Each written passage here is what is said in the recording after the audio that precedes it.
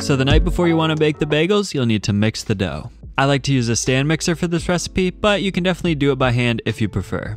This recipe is going to make 6 bagels, so in the bowl of a stand mixer, start with 375 grams of bread flour. As always, I'll also leave the volumetric measurements in the description below. Some people like to use a special high gluten flour for bagels or even add additional gluten to the dough, but I think bread flour works just fine and it's something that everyone should already have on hand. So next, just add 3 grams of quick rise yeast along with 12 grams of brown sugar. Malt extract is another ingredient that's typically used in bagel shops, but for the home baker, I'm recommending that you use this brown sugar instead. Just because, again, it's something that everyone should already have on hand and it achieves a similar effect to the malt extract. I'd recommend using dark brown sugar for its deeper flavor, but you can see that I'm using light brown sugar here just because that's what I had on hand, so either kind will work. Anyways, finally we're just going to add 210 grams of water and stir until all of the ingredients are fully incorporated. I like to use a dough whisk like this one because it helps the dough to come together super quickly, but you could just mix with a spoon or with your hands if you prefer. You'll notice that we haven't added any salt yet because before we do that, we're going to cover the dough and let it rest for about 30 minutes, which is a process known as the autolyse. Basically, the autolyse allows the flour to become fully hydrated so it starts to develop some gluten, and the starches in the flour start to break down into the simple sugars that the yeast can feed on. And just to demonstrate how important this step is, here you can see the dough before the autolyse, so if I try to pull on it, a piece just basically tears right off. Now here it is after that 30-minute autolyse, and you can see that the dough is stretching a lot more, indicating that we have some decent gluten development already. So after the autolyse, now we can add our 8 grams of salt. The salt tightens the gluten network in the dough and it prevents the water from being absorbed into the flour, so that's why we waited to add it until after the autolyse. So now just knead the dough using the dough hook attachment on your stand mixer for a solid 15 minutes or so, because we want a lot of gluten development to end up with a nice chewy bagel. You should see your dough become a nice smooth ball by the time you're done kneading. It should be pliable but not too tacky, so feel free to add a little bit more flour if it seems to be too sticky. Once you have that smooth ball, just remove the dough onto an unfloured surface. And I like to just give it a few more kneads by hand to smooth it out even more. Then divide the dough into 6 equal-sized pieces. I wanted to be exact here, so I weighed out my pieces, but obviously you don't have to do that.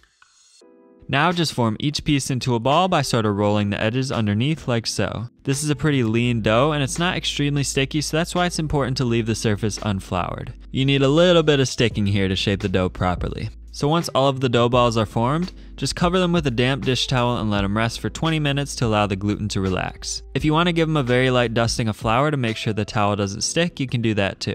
Then after 20 minutes, it's time to shape our bagels. So take each ball and roll it into a log like so, then connect the 2 ends and roll over the seam with your hand to seal it together.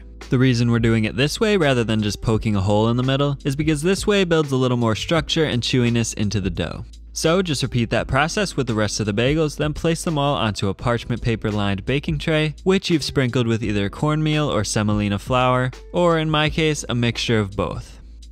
Now it's time to throw these babies in the fridge to let them rise one final time before they're ready to bake. They'll need to stay in the fridge at least overnight, but you can leave them in for up to 3 days. Keeping them at a low temp is going to slow down the rise time, which will allow some nice flavor to develop as they rise. So just dust the tops with a small amount of your cornmeal or semolina flour, then cover the tray with plastic wrap and throw it in your fridge.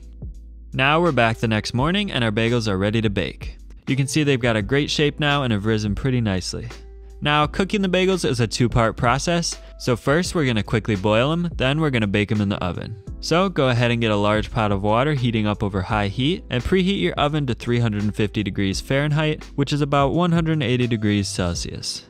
While those are heating, we're going to make some toppings for our bagels. I'm going to make 2 different toppings for these, starting with my favorite, everything seasoning. To make the everything seasoning, just combine 2 tablespoons of sesame seeds, 2 tablespoons of poppy seeds, 1.5 tablespoons of garlic flakes, 1.5 teaspoons of onion powder. You could use onion flakes here too if you can find them, and then 1.5 tablespoons of kosher salt.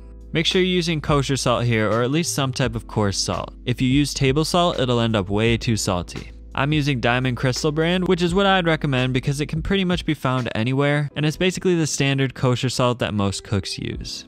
Now the next topping we're going to make is a cinnamon sugar topping. So for this, just combine 2 tablespoons of granulated sugar with 1.5 teaspoons of cinnamon, and that's it. Finally, we'll need to prepare an egg wash to brush onto the bagels right before we bake them. So for this, just beat 1 egg together with about a teaspoon of water. So by the time that's all done, our water is boiling and the oven is preheated, so we're ready to cook the bagels. Before we can boil them, we're just going to add about a tablespoon of baking soda to our water, and I'm using about 3 quarts of water here. The baking soda is basically just going to alkalize the water slightly, which will help some gelatin to form on the outer surface of the bagel, ultimately leading to a shinier, more caramelized crust when it bakes. This step is optional though, so the bagels will still turn out fine if you boil them in the plain water. So anyways, start by gently dropping the bagels into the water one at a time and boiling them for 30 seconds to a minute on each side. The longer they boil, the chewier they'll end up, so I usually aim for about 45 seconds on each side. Right before they're done, just sprinkle your baking sheet with a bit more of your cornmeal or semolina flour, then place the bagels back onto the sheet. Then repeat that process in as many batches as necessary, making sure to avoid crowding the pot. After they're done, it's time to prepare the bagels for topping, so just brush each one with a light coating of the egg wash.